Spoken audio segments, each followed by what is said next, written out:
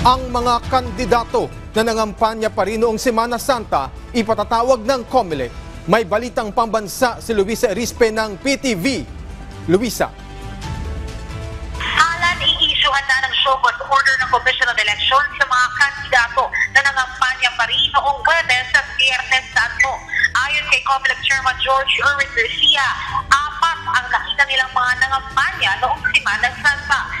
3 ay kandidato sa lokal na posisyon at may isang party list naman.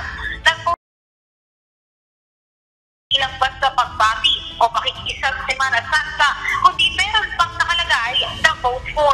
Bagamat sa social media lang, sabi ni Garcia, pasok pa rin ito sa campaigning, lalo at gamit ng mga kandidato ay ang kanilang official account.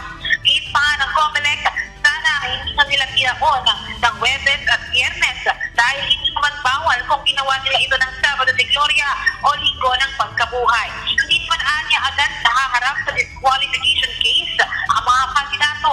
Hihintayin muna ng COMELEC ang sagot ng mga ito sa show cause order bago sila magsampa ng kaso.